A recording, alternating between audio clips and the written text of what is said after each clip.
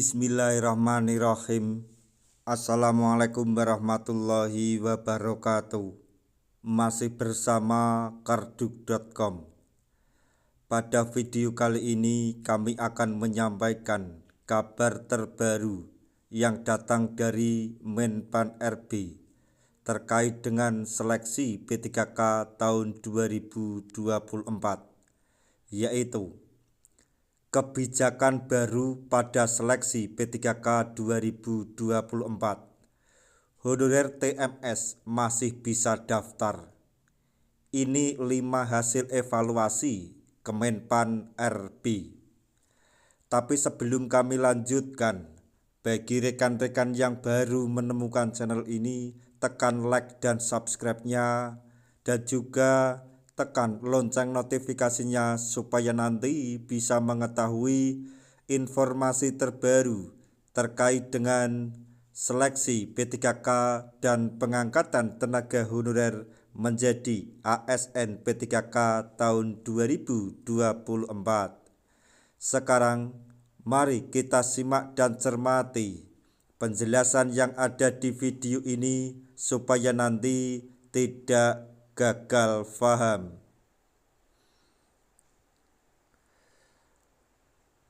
Kalangan tenaga honorer wajib tahu informasi penting seputar seleksi pegawai pemerintah dengan perjanjian kerja atau P3K tahun 2024. Dalam menyelamatkan karir para honorer, Kementerian Pendayagunaan Aparatur Negara dan Reformasi Birokrasi atau Kemenpan RB mengambil kebijakan berdasarkan hasil evaluasi pengadaan aparatur sipil negara atau ASN.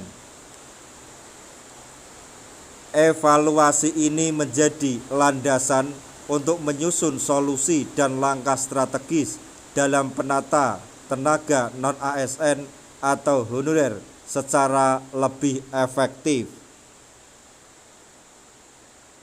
Selanjutnya, inilah 5 isu utama dalam pengadaan ASN 2024.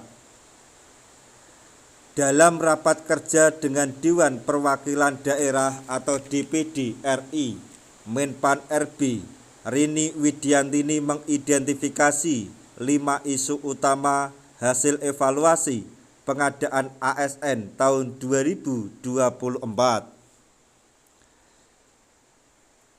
1. Keterbatasan anggaran instansi.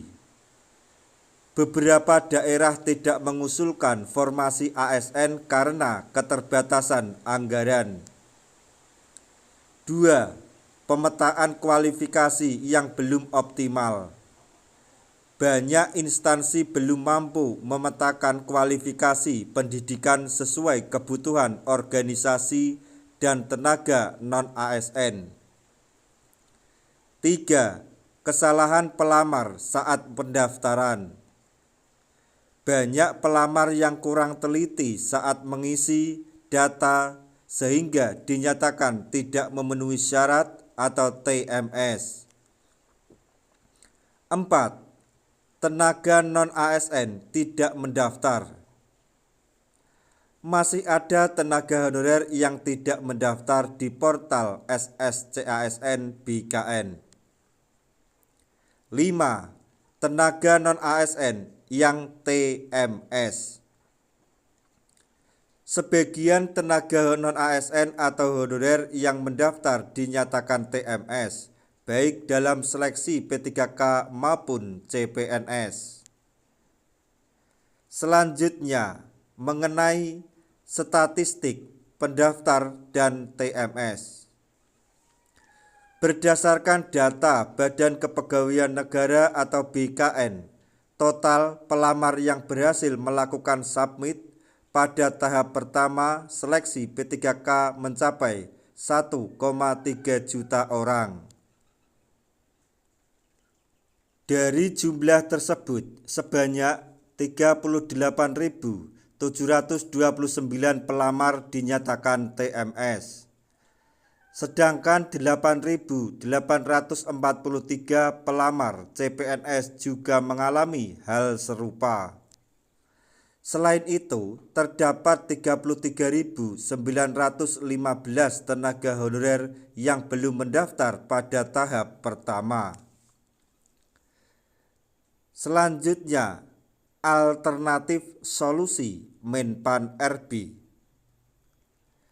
Menpan RB Rini Widiantini telah menyampaikan beberapa solusi untuk menangani permasalahan ini, antara lain yaitu 1. Kesempatan seleksi ulang.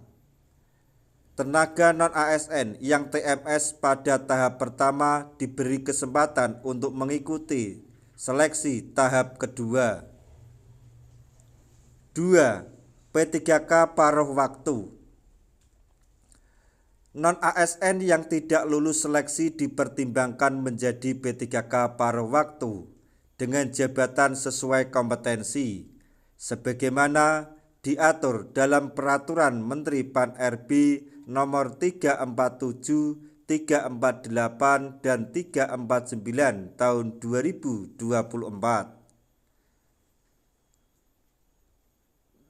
Kemenpan RB juga telah menyusun langkah tindak lanjut untuk memastikan pelaksanaan solusi berjalan dengan baik, yaitu 1.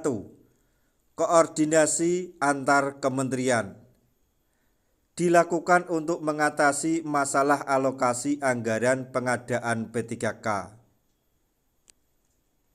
2. Coaching klinik. Program ini bertujuan memperoleh informasi tentang tenaga non-ASN yang belum terakomodasi dalam pengadaan ASN tahun 2024. 3. Pengusulan P3K paruh waktu oleh PPK. Instansi diharuskan melakukan pemetaan tenaga non-ASN dan mengusulkan formasi P3K paruh waktu. Penataan tenaga non-ASN dilakukan dengan mempertimbangkan prinsip-prinsip berikut ini. 1. Menghindari PHK massal. Tidak ada pemutusan hubungan kerja secara massal. 2. Menjaga pendapatan non-ASN.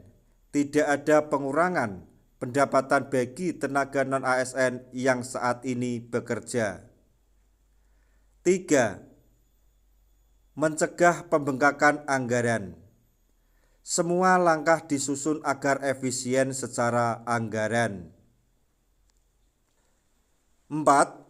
Kesesuaian dengan regulasi. Penataan mengikuti regulasi seleksi P3K 2024 yang berlaku. Hasil evaluasi dan kebijakan yang diambil oleh Kemenpan RB jadi komitmen pemerintah dalam menata tenaga non-ASN atau honorer secara menyeluruh agar terangkat sebagai P3K. Demikian informasi yang dapat kami sampaikan.